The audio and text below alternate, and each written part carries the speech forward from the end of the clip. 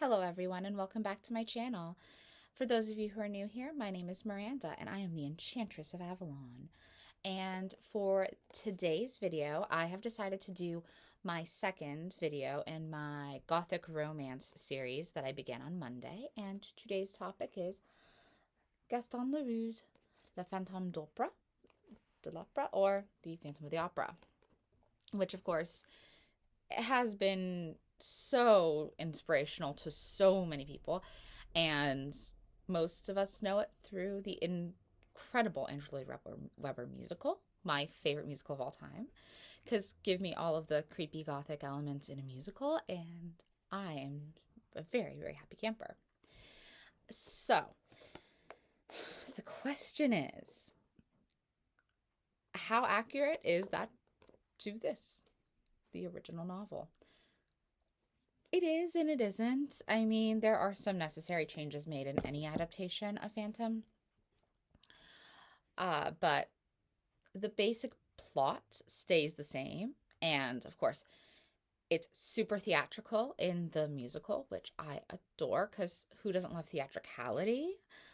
And I could actually do whole videos ranking all of the different adaptations of this book, including other book forms. Like there's the famous book Phantom by Susan Kay, which is just an iconic book that takes Erik, the Phantom of the Opera, and tells his backstory from the time he was a young child, and that's amazing. And there are, of course, other really great film adaptations out there. The Lon Chaney one, the silent one from the 20s, is an excellent picture. It's gorgeous and so fun to watch. And I'm also a huge fan, I'm not gonna lie, I'm a huge fan of the Robert Englund film from the 80s. Because let Freddy Krueger play the Phantom of the Opera? Yes, please. I love Robert Englund. So when I found out that that was something that happened with a favorite novel of mine being adapted with Robert Englund playing the, titular character, I was just super excited. Now, I did say in my previous video, my Wuthering Heights video, that Wuthering Heights is my favorite Gothic novel, and it is. It's number one. But this is probably a very close second.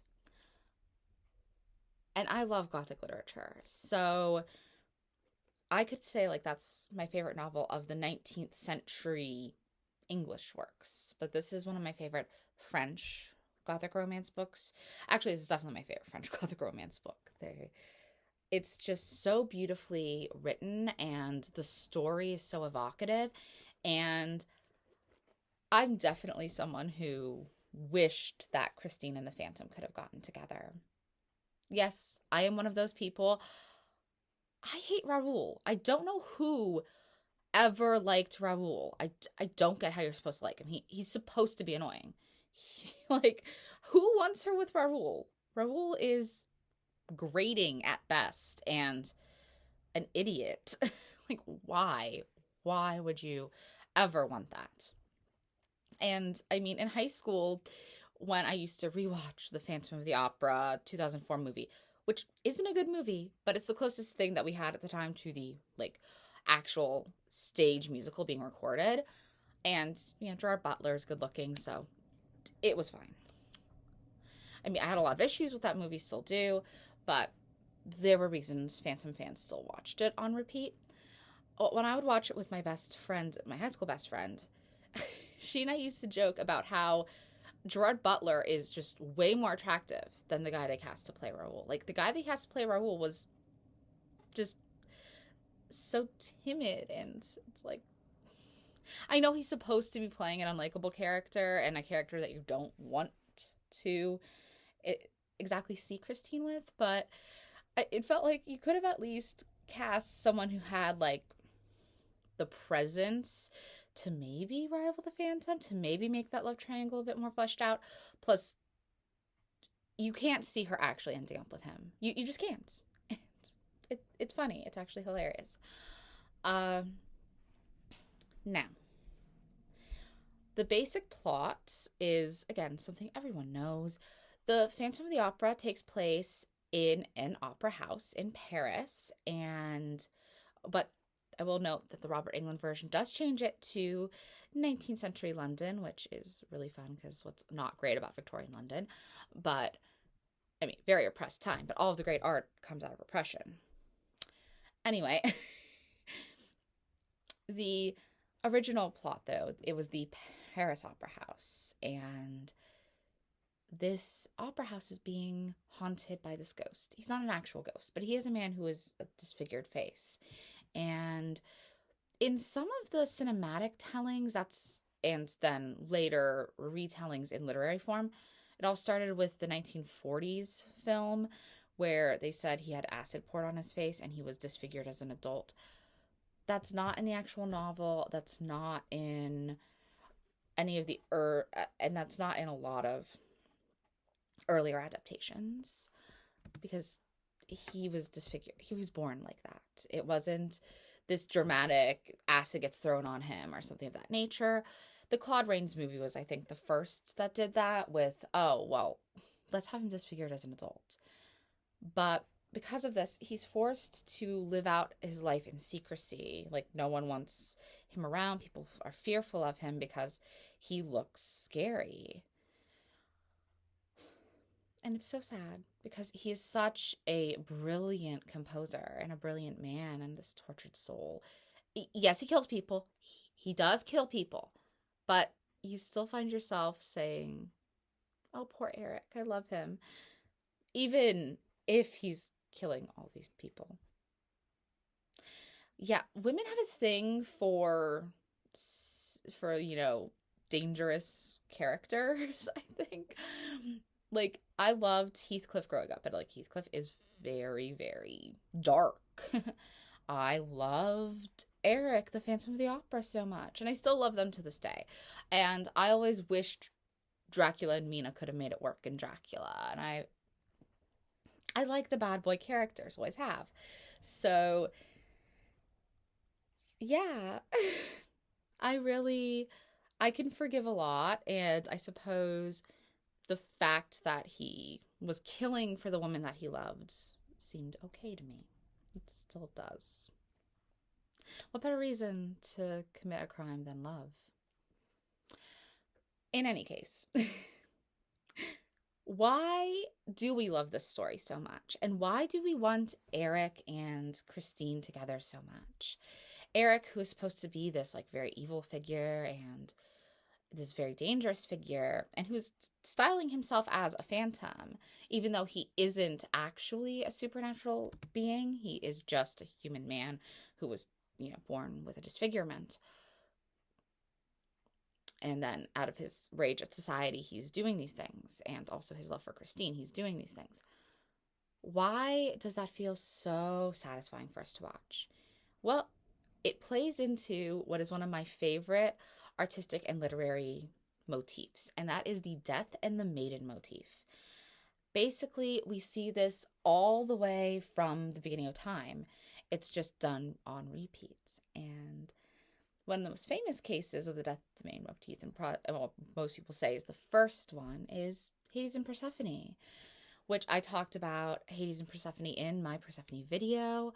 And it's this whole idea of this young woman who is this ingenue, this maiden, just coming into her own and just on the cusp of discovering her sexuality and being of marriageable age, being pursued by this figure that is in some way embodying death.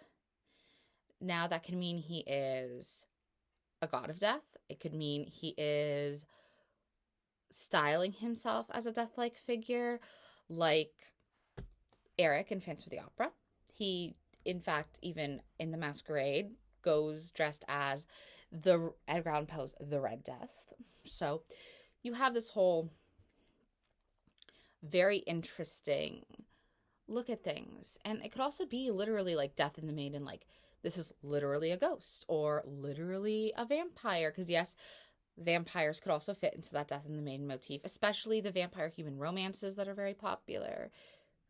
Were very popular like 10 years ago. But they're regaining popularity, so it's coming back, which I love because I love vampire romances.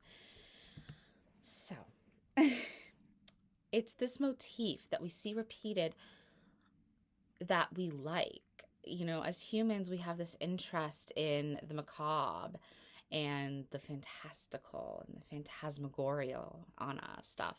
And Phantom of the Opera fits that to the T. And it's also why so many people like me read Phantom and keep wanting an extra chapter. Like, give me another chapter where they get back together. Like, I want them together. Please let Erik have survived and let him and Christine get together and, like, live their own happy little life together. Yeah, that's what I want. I'm sure I'm not alone. And please, if you also are the crazy, fangirl shipping Erik and Christine together, let me know. Or fanboy, I don't care, whoever. If you're a shipper of Erik and Christine, please let me know in the comments below. And I just had to make this video, and I had to mention the Death and the Maiden motif with it because it's the same reason that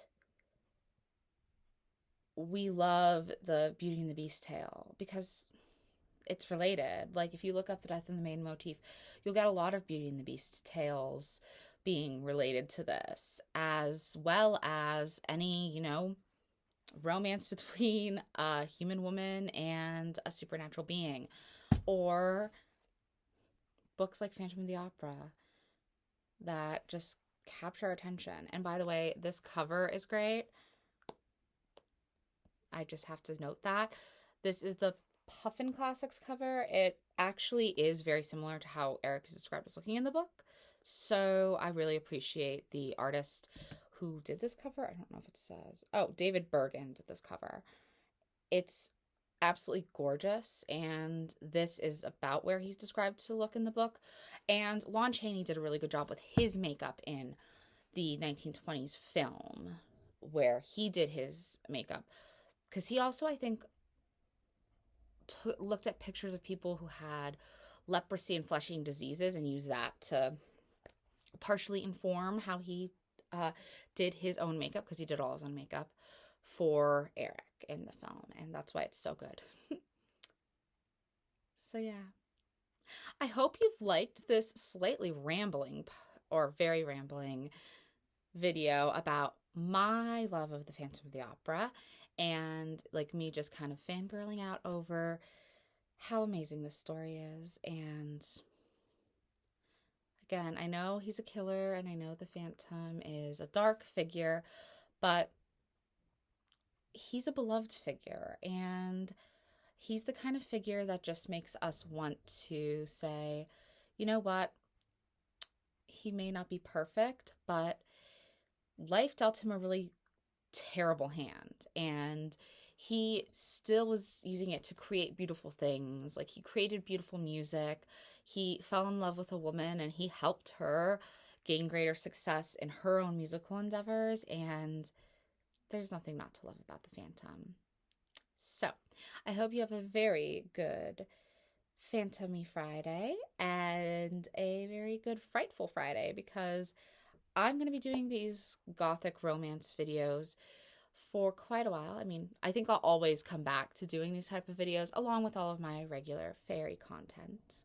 Well, fairies and gothic romance do go hand in hand, don't they, after all? So I am going to link a couple of my blog posts that relate to Phantom of the Opera and the Death and the Maiden motif in the description box below.